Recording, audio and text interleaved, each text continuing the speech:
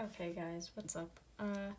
Today we're going to be working with finding area under curves that are bounded by other curves.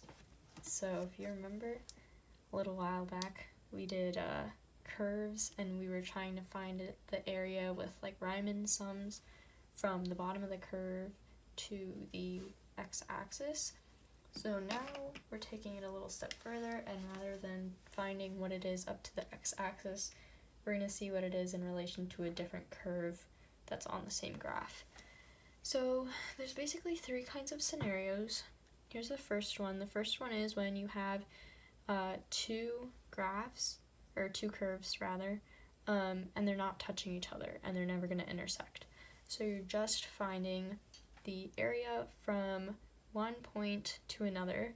So in this example it's 0 to 2, so the question would ask you, for example, like what's the area between these two curves from this point to this point.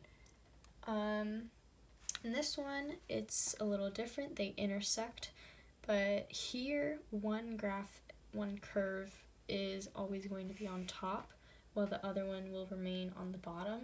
So you would find the area between these two, and in the last one they're going to intersect more, and there's going to be a reversal of which curve is on top.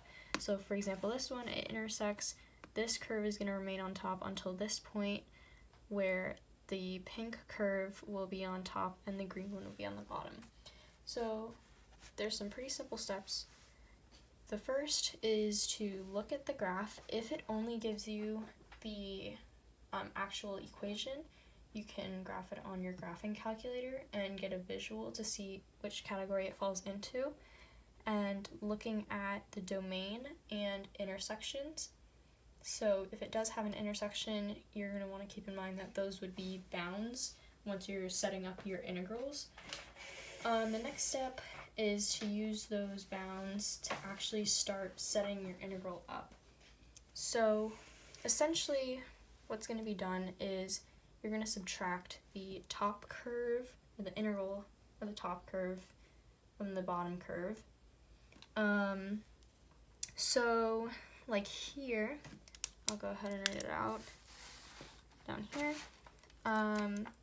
It would be the integral from 0 to 2 of x squared plus 2 minus negative x dx. And then this is, of course, the equation of top curve, and we're subtracting by the equation of the bottom curve.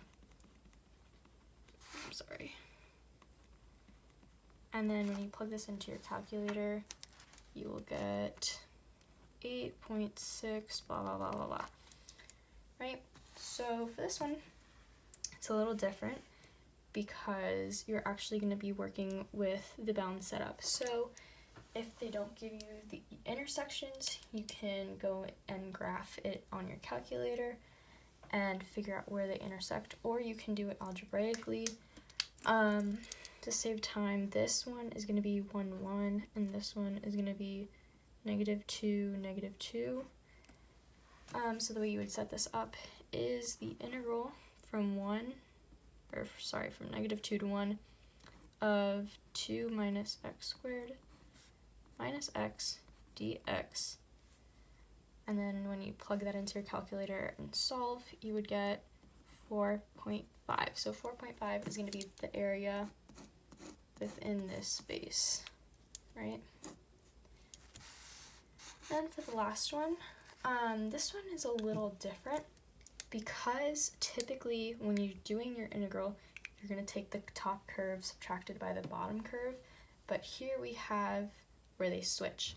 So you're actually going to have to set up two separate parts. So I'm going to show you. It would usually come out like this. So the interval from, if this is A, this is B, this is C, I can go ahead and put, just for the sake of it, B is 0, 0. C is 2, 0. Right? So it would be from A to B of the top. So 3,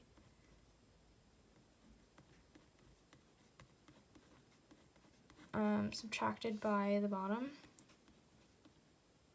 minus x squared, right? And then it would be plus interval C, B, and then the reverse.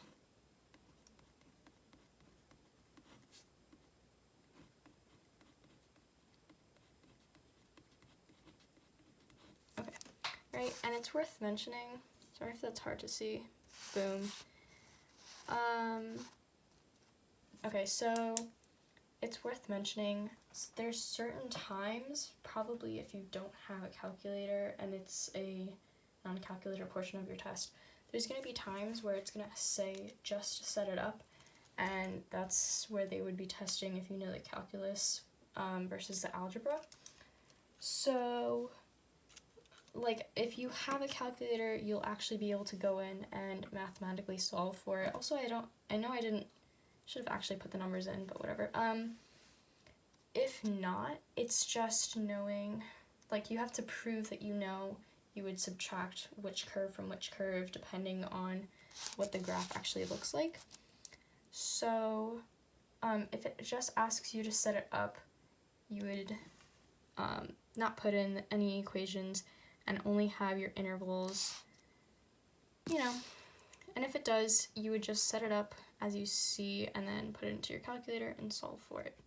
Okay, so I did the math and it told me 0. I don't know if that's right or not, not gonna lie, but it's a pretty simple process if you do it correctly.